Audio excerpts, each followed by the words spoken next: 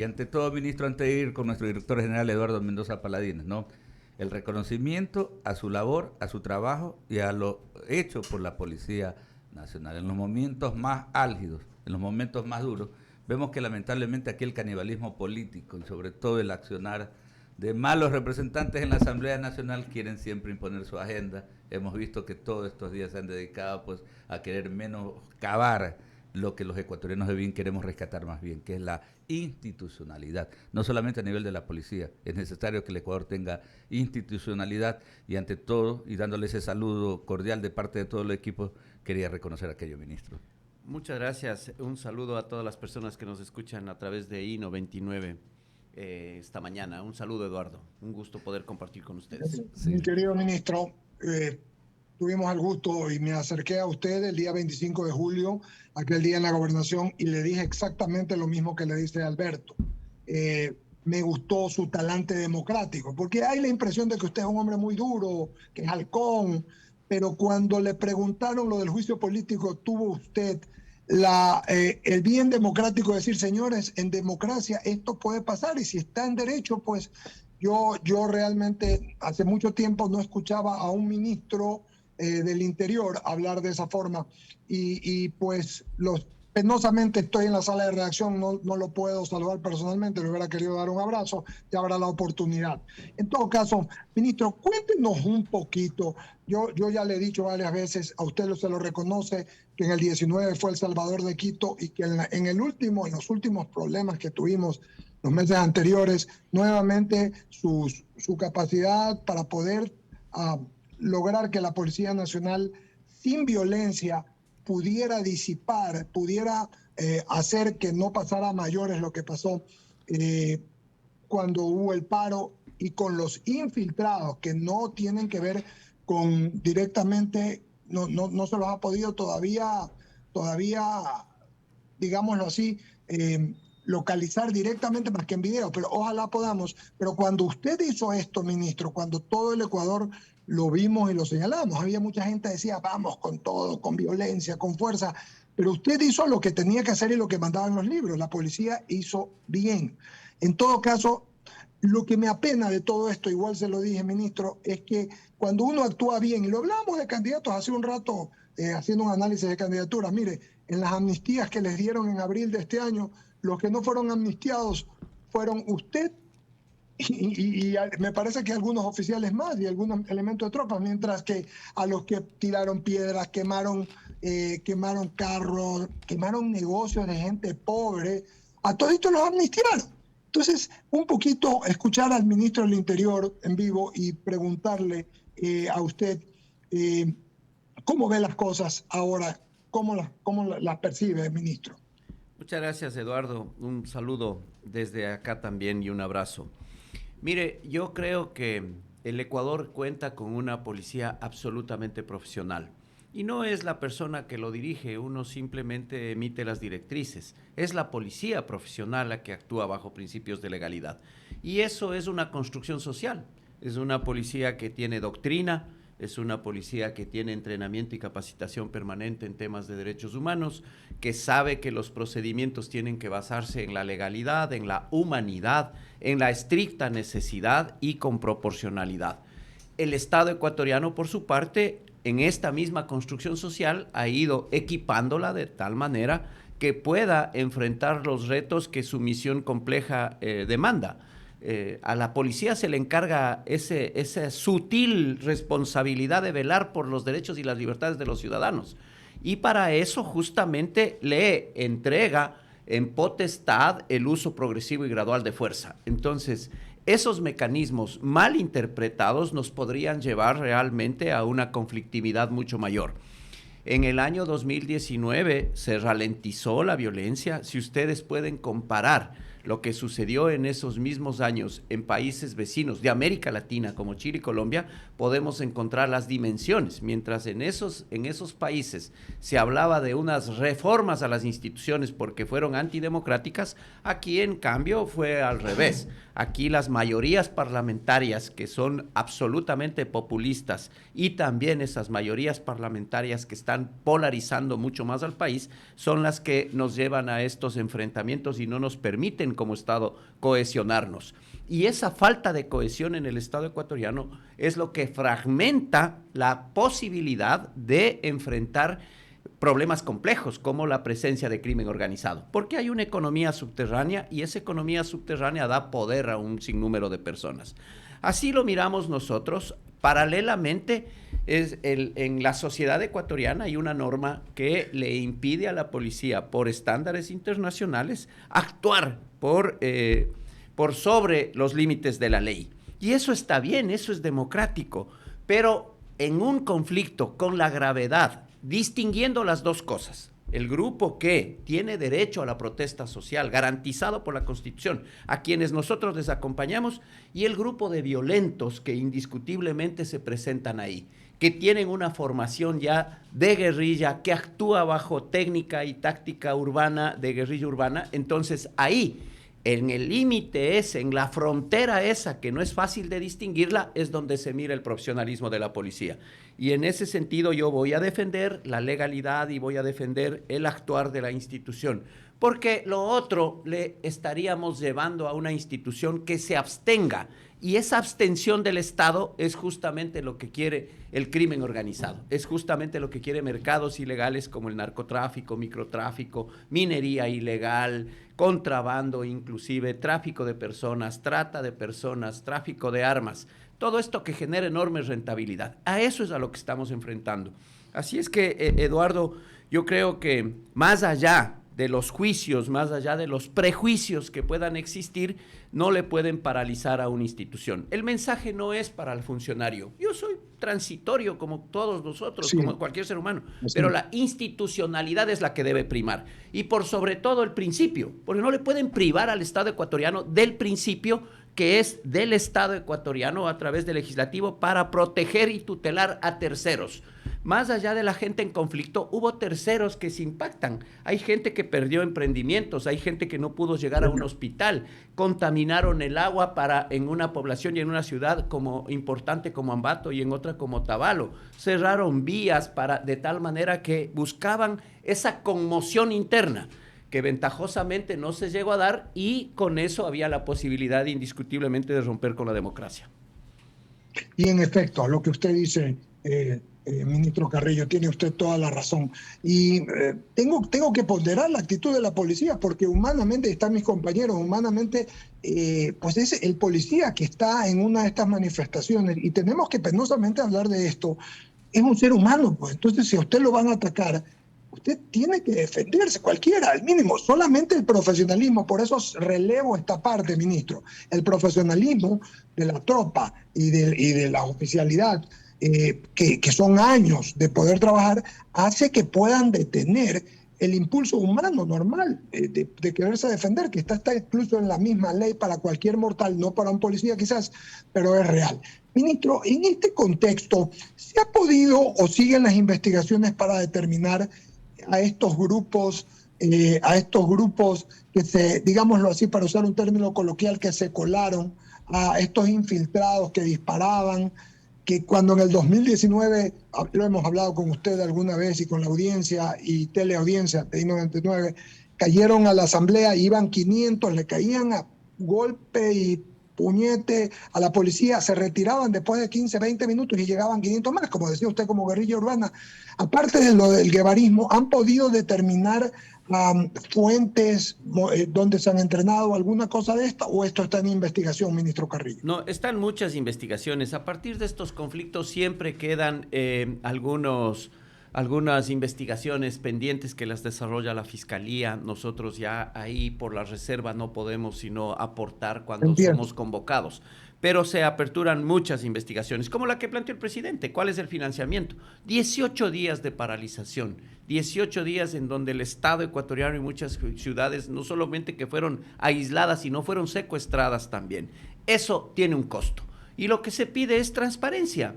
Si hay una colaboración voluntaria, donaciones, las donaciones tienen que ser transparentes, así como todo hecho fáctico que sucede aquí. suceden hechos de violencia que lastimosamente como daño colateral hay pérdida de vidas humanas.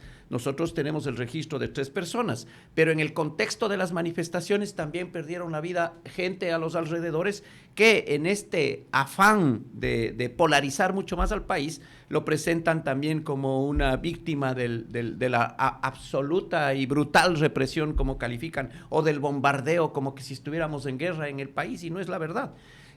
Gente que pierde la vida con una cirrosis hepática también ingresa al sistema estadístico de los organismos de derechos humanos.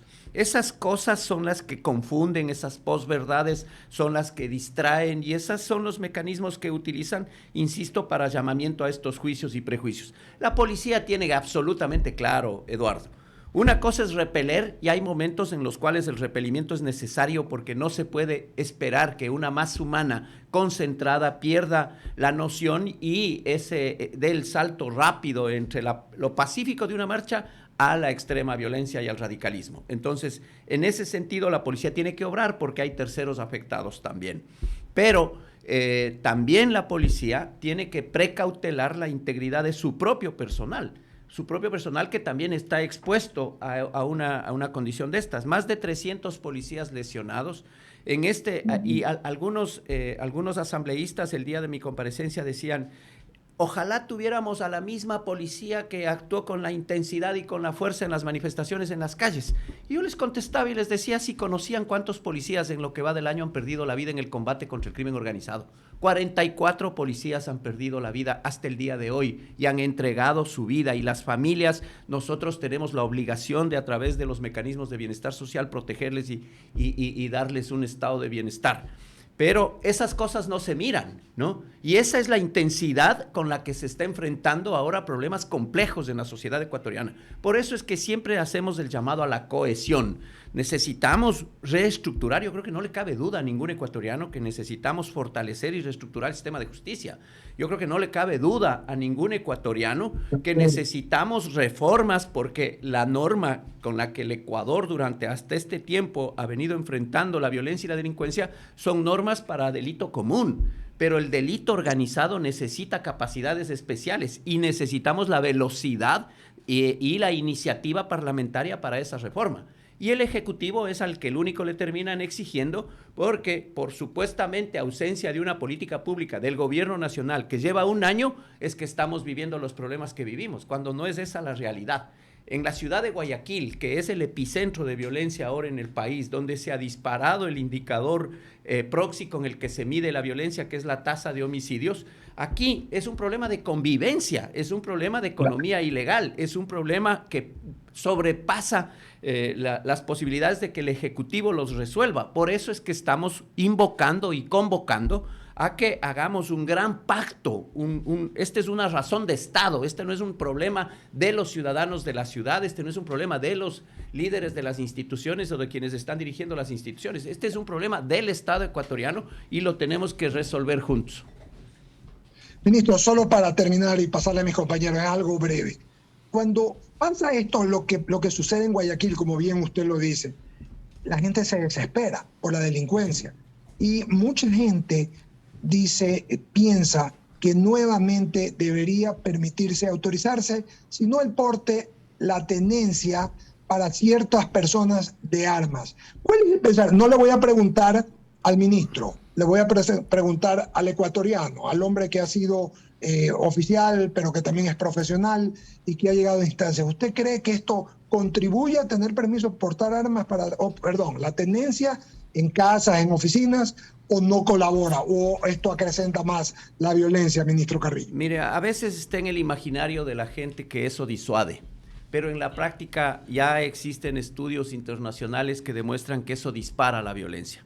Y en segundo lugar, si no tenemos normativa, es exponerle, es entregarle. Para mí es eso la antipolítica, porque es entregarle una responsabilidad al ciudadano y mañana nadie va a poder protegerle y tendrá que ir a la Administración de Justicia y tendrá que someterse a un sinnúmero de condiciones. Muchas veces los uniformados se abstienen porque no existe esa garantía de que realmente sean juzgados no por lo que sucedió, sino porque si hubo o no hubo la intencionalidad. El policía es preparado para defenderse por principio. El policía no ataca, el policía defiende, el policía protege por principio. Pero nosotros queremos trasladarle esa responsabilidad al ciudadano para que sea un mecanismo de ataque. Ahí me parece que vamos a cometer un error, creo que debe debatirse muchísimo más. Creo que hay otras formas sobre las cuales nosotros podemos trabajar. Y lo que está sucediendo en Guayaquil yo creo que merece una comprensión mejor, una comprensión más académica.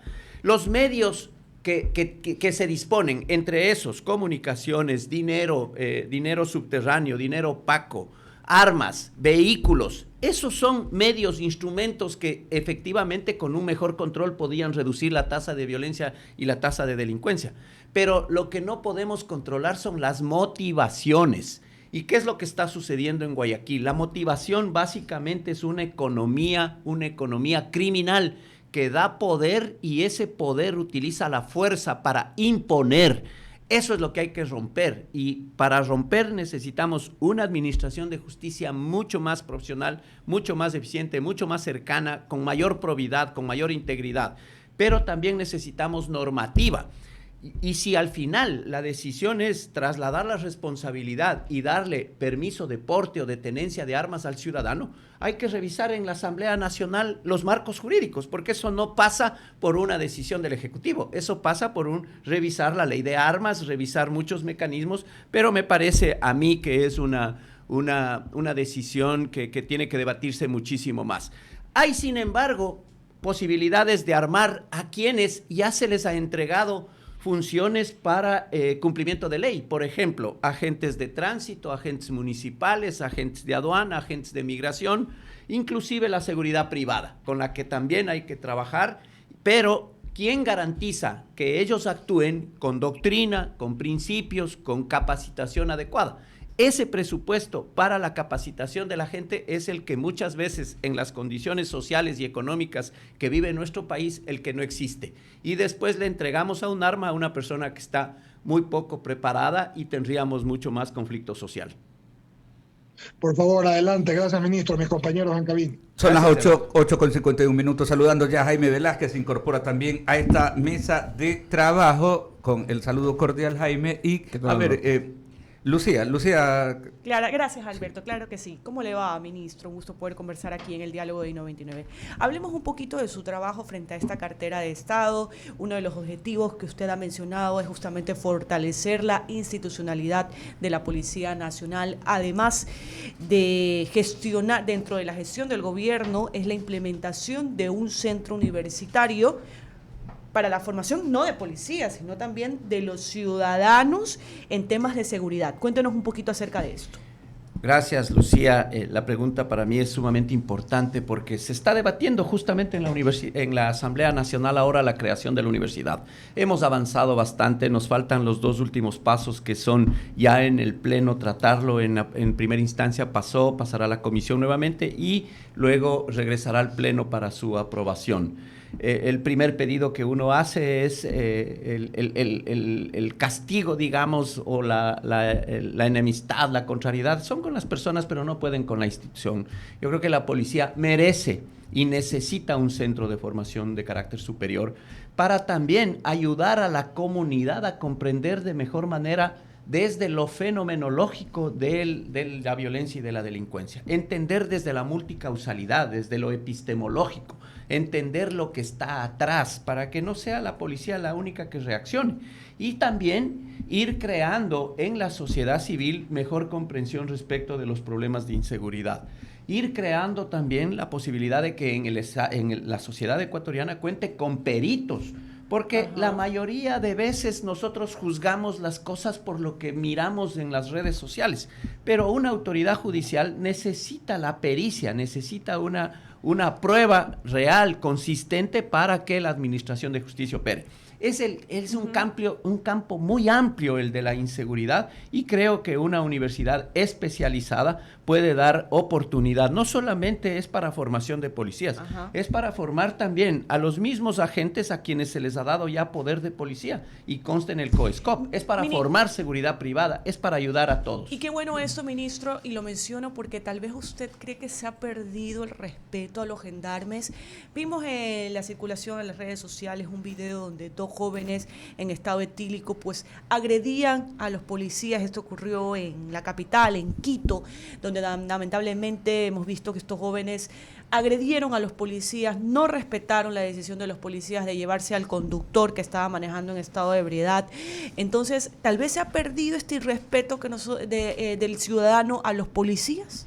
Yo creo que sí, en determinado momento, y creo que también el policía tiene todavía un temor por lo que ha sucedido y por la forma como se le persigue. Es que ahí, en ese ejemplo, nosotros podemos encontrar justamente ese equilibrio que se necesita. Si el policía procedía un poco más violento, tal vez el debate ahora no sea que estuvieron pasivos, ¿no? Porque la frontera entre el actuar policial está siempre delimitado. En el campo formal por lo que manda la ley, pero al policía le juzgan ex post, cuando sucedió después. No le juzgan ex ante cuando toma la decisión. Y la intencionalidad del policía es parar. El policía no hace uso progresivo de la fuerza para poder emitir un castigo a una persona. No, lo hace para evitar que continúe la agresión y sigan afectados más derechos. En el campo racional, el policía actúa por una necesidad técnica. El policía está en la calle por una necesidad social. Si no, simple y llanamente no fuera convocado, no estuviera en el conflicto. Pero al policía después se le convierte en el epicentro y se termina a él acusándolo de abuso y un sinnúmero de cosas. Y en el campo moral, el policía no puede actuar de la misma forma como actúa el delincuente, como actúa el contraventor. Un muchacho ebrio que no tenía racionalidad en ese momento le agrede al policía, y si el policía cometía el mismo acto, estaría cayendo en la misma condición. Por eso demuestra que nuestro personal está preparado. Tal vez nosotros miramos y decimos, soportan más de lo que deberían en la práctica, pero es una condición también de cómo se administra la justicia después cuando el evento a imagen de las personas ha sobrepasado un límite. Ahí viene el nivel de preparación, ¿no? Así es. Son las 8:56, estamos conversando con el ministro del Interior, Patricio Carrillo. Es un gusto tenerlo acá. No podemos dejar de solidarizarnos, ¿no? Usted mencionaba una cifra, ¿no? Y es tremendo. Para mucha gente y para los politiqueros no es nada. ¿Cuántos policías han caído este 2022 en los enfrentamientos? 44 compañeros, Alberto, han perdido la vida. Y solo esta semana, 3 compañeros en la provincia de Los Ríos y en la frontera con Guayas. En Juján también. Juján. Ayer un oficial fue también violentado con arma de fuego en Babahoyo. Lo de Juján, tenemos los 2 compañeros hospitalizados. Yo terminada esta entrevista, entregaré los vehículos e iré a visitarles. Todavía uno de ellos está en terapia intensiva. Estamos dando la asistencia a las familias. Pero esa es la cifra real. Ese es el sacrificio de la institución, de la sangre de los policías. Por eso los ecuatorianos, a eso iba, los ecuatorianos de bien no podemos soslayar aquello, ¿no? Y vaya nuestra solidaridad, ¿no? Con ellos, con los que fueron atacados en Juján, pero también con todas las familias que han perdido justamente al jefe de casa, ¿no? El drama también que queda, pero en medio de todo esto yo veo con mucho agrado también el hecho de que ustedes como responsables, ¿no? El señor comandante general y usted como ministro del Interior están pendientes y le van dando el seguimiento, ¿no? No solamente a los procesos, sino a las ayudas para las familias que quedan sin el jefe de casa. Mañana fenece el plazo, ¿no? El tema del tratamiento de la ley de uso legítimo de la fuerza. Están convocados los parlamentarios para las 10 de la mañana que es sábado. ¿Qué esperan, ministro, en torno a este tema? ¿Qué es lo último que hayan podido comentar en medio de todos los debates parlamentarios? Mire, el presidente de la República presentó 21 objeciones al proyecto de ley que ya lo entregó la Asamblea Nacional. En términos generales, el proyecto de ley es una ley que está acoplada a los estándares internacionales. Para nosotros, las objeciones que presentó el presidente básicamente tienen que ver más allá de algunas cosas de forma en las generalidades, en lo fundamental es la visión que todavía existe en la Asamblea Nacional de pensar que el uso progresivo y gradual de fuerza es única y exclusivamente para el tema de conflictos de mantenimiento de orden público, para una protesta social, pero en la práctica el uso progresivo de la fuerza en lo cotidiano se aplica y se ejerce todos los días con un delincuente en la calle, con un delincuente que está armado y que el policía tiene la necesidad de defenderse y que bajo esos principios de absoluta necesidad, de legalidad, de proporcionalidad y de humanidad, tiene que actuar, pero también tutelando sus propios derechos y protegiendo sus propios derechos. Por consiguiente, pensar que utilizar un elemento como los caninos o como el elemento caballar para hacer un binomio con el policía y enfrentar de mejor manera es algo ya tentatorio a quienes tienen estos principios de protección animalista exagerados, porque en la práctica todos sabemos que tenemos que proteger, está en la Constitución, está en el Código Integral Penal, pero prohibir el uso de animales para estos efectos, esto en realidad es abstenerse el Estado de poder utilizar elementos que son sumamente disuasivos. Un partido de fútbol, utilizar 30 binomios entre jinete y caballo es como tener 300 elementos en la calle, porque es sumamente disuasivo, pero no podemos prohibir porque tenemos esa visión única y exclusivamente de que la ley está regulándose para el mantenimiento del orden público.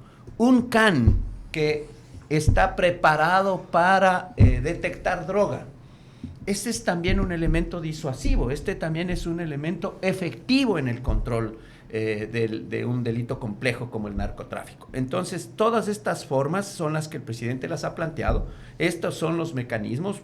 Se suspendió la sesión ayer, esta semana justamente porque ahora se cree que todo es cuestión de construir una mayoría y es cuestión de votos. A mí me parece que las minorías están siendo afectadas, en este caso en la Asamblea Nacional, que también necesitan una ley que nos ayude y nos proteja, pero en otros casos, en cambio, son las minorías las que imponen. En una protesta social, una minoría se impone a una gran mayoría y quiere romper con la democracia. Entonces, esta forma... Las paradojas, ¿no? Esta forma paradójica, digamos, es la que también debemos enfrentar. Para mí, la democracia ecuatoriana necesita mucho más debate, necesita...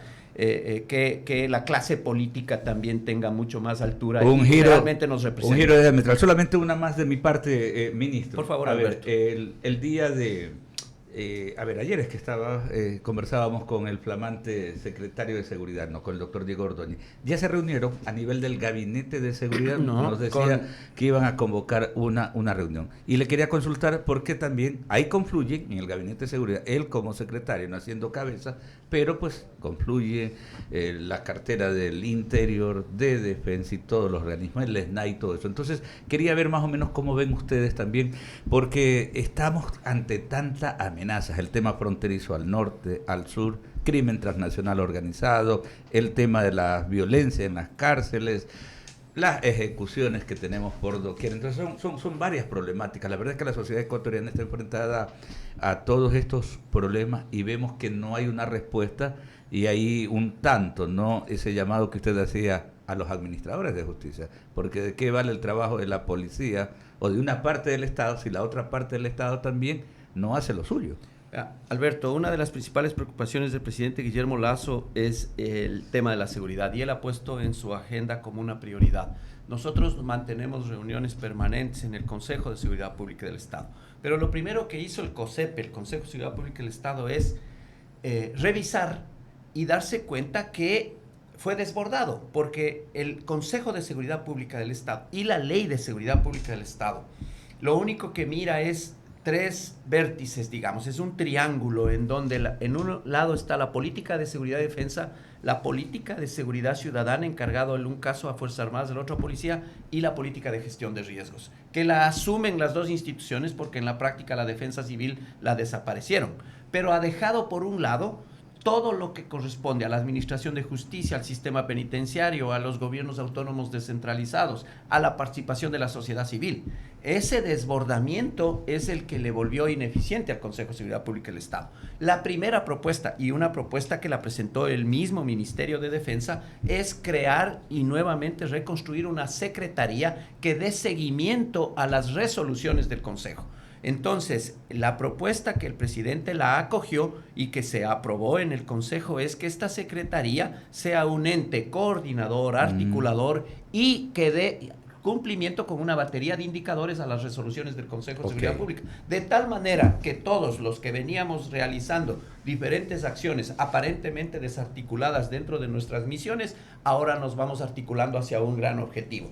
E incorporamos a los otros. Es un ente también de coordinación con los otros poderes del Estado, con el legislativo y con el judicial. Por consiguiente, yo creo que es una gran decisión, es un tema que se venía retrasando, no sé bajo qué condiciones, pero en este periodo el presidente de la República ha tomado la decisión y esperemos que los presupuestos de todas las instituciones también hacia ese gran objetivo de seguridad nos vayan llevando a los indicadores que queremos. ¿Qué queremos? Mejor convivencia al interior de los centros penitenciarios, reducir la posibilidad de los amotinamientos con la enorme irracionalidad que ya le hemos visto, garantizar de mejor manera la seguridad al interior de los centros. Luego, en las calles, mejorar la convivencia ciudadana, pero trabajando de la mano con los municipios. Estamos nosotros desarrollando encuentros por la seguridad, se han realizado en las provincias en donde existe mayor apertura.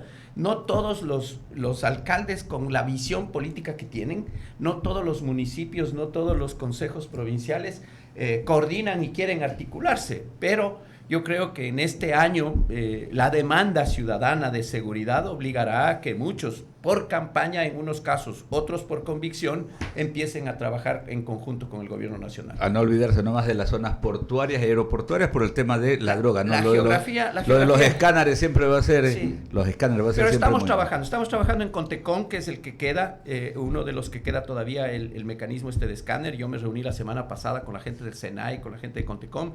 Los otros puertos ya se está trabajando de mejor manera. En los aeropuertos tenemos una iniciativa con AIRCOP, es un programa de Naciones Unidas que lo estamos desarrollando, y ya en los accesos por frontera terrestre también se está incorporando software y seguimiento, porque ahora los problemas de trata y de migraciones son un problema también complejo para Naciones Unidas, y también hay mecanismos de articulación internacional. Ramiro Cepeda, por favor.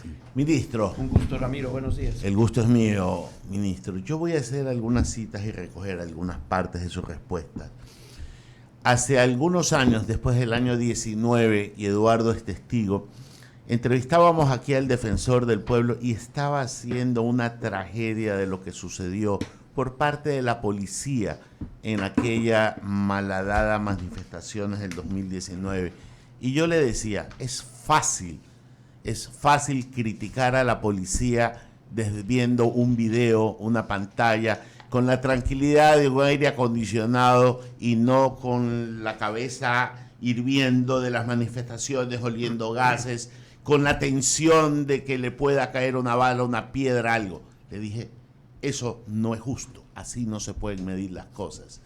Quiero traer a cita una frase del doctor Eduardo Peña Triviño, que en una ceremonia policial dijo, y abro cita, quien levanta un arma en contra de un uniformado cuando está en ejercicio de sus funciones no tiene derecho a vivir. Y yo suscribo eso. Cuésteme lo que me cueste, pero yo lo suscribo. Y el doctor Edmundo Durán Díaz, quien fue mi profesor y fue fiscal general de la Nación, decía algo que usted cita con mucha propiedad. La violencia siempre tendrá más armas que el policía, pues el policía tiene que estar amparado en un marco legal, en los límites que su autoridad descansa en una constitución y en las leyes conexas. Por tanto, entiendo su preocupación, entiendo cuando usted, qué difícil es estar en su cargo para saber entender cuál es la proporcionalidad, cuál es justo medio, y no se puede pedir a veces mucho, porque la cabeza hirviendo también están los policías, que quién sabe cuántas horas están en la calle. Y con esta introducción Le hago una pregunta. A mí me duele cuando se trata mal a la policía porque siento que ellos, parecería ser que los legisladores quieren ver a un policía salir horizontal con la bandera del Ecuador sobre el féretro y a una viuda que le entreguen la bandera. ¿Ese es lo que ellos quieren? No creo. Eso no es lo que el país quiere. Y con esto, ministro, le pregunto, ¿qué se ha hecho por salvar el honor de la policía cuando se los acusa de tantas cosas, de narcogenerales, cuando tienen que ir a la Contraloría a abrir sus cuentas, a que les dicen de todo? ¿Cómo se ha despejado todo este marasmo en que no se compadece con los muertos que ustedes ponen en las calles? A ver, Ramiro, yo creo que un tema fundamental que la policía lo ha desarrollado es la transparencia. Y por eso yo insisto que la sociedad ecuatoriana cuenta con una policía profesional. Una policía que entre sus propias iniciativas se evalúa con indicadores que ya quisiéramos que otras instituciones lo hagan. Ojalá los jueces quisieran someterse a pruebas de confianza. Ojalá los jueces y los fiscales y las autoridades en la Asamblea Nacional quieran someterse a unas pruebas poligráficas, a unas pruebas de toxicológicas para ver si tenemos alguna adicción o no y tenemos la probidad necesaria para asumir un cargo. Esas iniciativas propias de la institución pasan por lo que se conoce como el accountability, es decir, rendición de cuentas, transparencia y responsabilización. Una cosa también es ser analista, y a todos nos encanta ser analistas, y después de los partidos todos queremos ser el entrenador, o después de la guerra todos queremos ser los generales, pero otra cosa es ser el protagonista en el momento de la crisis, y en el momento de la crisis tener la posibilidad o de reaccionar o de demostrar que estamos preparados para enfrentar un evento de esta naturaleza. Y yo creo que la policía nuevamente en estas jornadas demostró que no reacciona, sino que está preparada para cumplir con cada uno de los propósitos. Y más bien desde el otro lado, en medio de semejante desorden, de semejante caos, de semejante cantidad de delitos cometidos, pensar que no existan detenidos o esperar que a cada detenido mañana se le califique por estos informes sesgados como criminalización. Sí. Porque son estas formas de victimizarse, estas formas poco democráticas de asumir también una responsabilidad. Esos son los asuntos que yo creo que merecen también en la práctica. Yo les decía a los asambleístas el día de mi comparecencia, porque he visto a un montón de gente de izquierda que supuestamente estuvo en las manifestaciones y fue agredida brutalmente, pero yo no he visto que le han convocado a alguien de las cámaras, a alguien de las floricultoras, a alguien de los emprendimientos, de las empresas, a alguien que sufrió la imposibilidad de llegar a una casa asistencial, a aquellos pacientes ambulatorios que no pudieron ir en busca de su medicina, a aquellos ciudadanos que no pudieron en el mercado encontrar los insumos suficientes como para alimentar a su familia, aquellas personas. El MIPRO estima que en este último paro de 18 días se perdieron $1.000 millones en el Estado ecuatoriano. ¿Y quién responde por eso? Nadie, absolutamente nadie. Entonces, todos estos temas creo que también debemos aprender a resolverlos. Y todo el lodo que han echado sobre la institución, sobre estas denuncias, a mí se me preocupa porque una denuncia tirada al aire, si no se aclara, ministro, termina siendo una verdad porque la repiten 1000 veces. Sí. Y no creo que la institución merezca ser tratada de esa manera. Creo que ustedes tienen que salir a decir, si hay elementos malos, estos son. Pero no todos son malos, miren, pues. La regla en la policía es la legalidad y la excepcionalidad. Se investiga, porque es una institución de 52,000 hombres y alguien puede cometer un error humano. Son seres humanos también que en un momento de conflicto, pero lo que yo creo que por principio tenemos que respetar y tenemos que fomentar y fortalecer en la sociedad ecuatoriana es buscar que nuestra policía realmente sea reconocida como la principal institución defensora de derechos humanos y no aquellas que aparecen sesgadamente luego de los conflictos con unos informes presentados, acusando de delitos de lesa humanidad, acusando y presentando denuncias de tal manera que intimiden y disuadan a futuro la posibilidad de actuar. Pero cuando están gobernando, ahí quieren que la policía actúe de esta forma. Y guárdese mis palabras, Ramiro. Mañana, si es que regresan a gobernar los que hoy están haciendo mayoría y están paralizándole a la policía, mañana querrán que una policía fuerte actúe en la primera protesta social contra ellos también. Está claro que la policía no se ha dejado contaminar y que no dispara contra su gente. Eso ya lo tenemos clarísimo. Y es de las cosas que hemos comentado con Eduardo, con Alberto, con Jaime, cuando han habido manifestaciones, cuando han habido intentos golpistas. Olvídense que si viene una orden, la policía no la va a cumplir porque no está entrenada para disparar a su gente. Cuando hemos evaluado aquí a los ministros, hemos nombrado 4.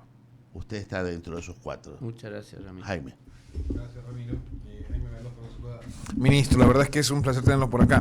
Y si bien es cierto lo que usted analiza y nos cuenta es verdad, es decir, la policía necesita herramientas jurídicas que permitan hacer su labor, pero esto va a tardar unos meses. O sea, está la ley ahí de el uso legítimo de la fuerza, que está todavía en veremos en la Asamblea. ¿Eso realmente les va a ayudar? ¿Eso va a hacer que realmente el policía se sienta seguro de tomar su arma y disparar contra un atentatorio, contra una víctima de la sociedad o no? Mire, Jaime, yo le agradezco esa pregunta. Es tan importante porque se cree que el policía obedece órdenes y cualquier autoridad institucional puede desde un escritorio decir dispare. Esa no es la realidad. O se cree que ya aprobada la ley, el policía con el arma en una mano y con los artículos de la ley en la otra va a poder ejercer. Esa no es la verdad. Okay. Ahí de por medio pasa el entrenamiento, la doctrina y el equipamiento que le entrega el Estado ecuatoriano. Pero también la norma jurídica con la que se le juzgue cuando él impidió unos derechos de terceros que estaban siendo violentados o protegiendo su propio derecho a la vida. Okay. En ese sentido, mientras no hagamos los esfuerzos para capacitar, para entrenar y para equipar a instituciones como la Policía Nacional, no tendrá ninguna validez la ley. No podrá realmente tener el impacto que estamos buscando. Porque si no, se pensaría que ya redactada la ley, entonces ahora sí, el policía que sale a la calle tiene en el uso progresivo de la fuerza la posibilidad de, primero, con su presencia y con el diálogo, tratar de evitar que un violento continúe en su proceder. Y luego, si no le hemos entregado el elemento no letal y pasamos directo a la letalidad, mañana el policía será juzgado. Al primero que lo vuelvan a juzgar, como lo que está sucediendo con el policía Olmedo en Chimborazo o lo que sucedió en Mascarilla con el policía David Velastegui, esos mensajes los recibe el resto de compañeros y ninguno querrá proceder. El impacto final lo reciben los ciudadanos que en indefensión van a seguir mirando o mirarán que tenemos una policía que está en la calle, pero que en la práctica no nos tutela los derechos. La verdad es que el tema es bastante conflictivo. Es pasión. Y le digo que realmente uno ve como ciudadano que no está metido en la política, ve otras sociedades como por ejemplo Estados Unidos, donde efectivamente el tema está en que la policía actúa. Cuando la sociedad se ve, victimizada o en un momento dado hay alguna alerta en que se va a proceder con un delito. Vemos eso en Estados Unidos. ¿Por qué acá los ciudadanos que sentimos esa inseguridad en un momento dado, o sea, tenemos que pagarle estas vacunas que le llaman para poder sentirse protegidos cuando la policía tiene que actuar? No puede actuar porque no tiene leyes, no tiene que actuar porque no tiene la capacitación suficiente, etcétera. ¿Qué hacer entonces en un país donde la gente siente esa inseguridad en estos momentos, mi querido general? ¿Qué hacer ya, en estos momentos, ya? ¿Qué hacemos? Estamos haciendo. La verdad, lo que se está haciendo es, primero, levantar la moral de la gente, la confianza, el respaldo, trabajando para que aquellos casos en donde los policías están siendo judicializados se pueda hacer y ejercer una defensa técnica desde el gobierno nacional para que el policía no tenga que involucrar sus recursos financieros en una defensa por cumplir con su misión. Ahí hay un mecanismo importante, ahí hay un mecanismo fundamental. La defensa técnica que está garantizada. En segundo lugar, trabajar muchísimo más en la cohesión institucional, porque un policía cohesionado no se mira solamente en la posibilidad de todos uniformemente avanzar hacia un objetivo. Una unidad de patrulla cohesionada que sepa cómo actuar, porque son un equipo de trabajo, no es un elemento jerarquizado uno con otro, y que en la calle entiendan y aprendan a resolver los conflictos. Tercero, también trabajar muchísimo en las escuelas de formación y en las escuelas de preparación continua. En el caso ecuatoriano, nosotros tenemos desarrollado un programa de capacitación continua en temas de derechos humanos. El problema vírico del 2020, del 2019 y del 2020 afectó la economía de todas las instituciones, y no en el Ecuador, en el mundo entero. Entonces ahora retomar los programas de entrenamiento es importante, pero se necesitan las partidas presupuestarias. Eso, la capacitación es fundamental y la vamos a continuar haciendo. Y tercero, entregar el equipamiento para que el policía también, a través de los mecanismos que le entregue el Estado ecuatoriano, pueda proteger libertades y derechos de terceros. Ministro, sabemos Vamos que usted en esa también tiene línea. una agenda inmensa, le hemos robado unos minutos adicionales, pero ameritaba aprovechar su presencia también para ampliarnos en esta conversación. Agradecerle impercederamente por su trabajo. Vamos a ir a la pausa publicitaria rápidamente. Saludamos a la distancia, no vía remota, ya está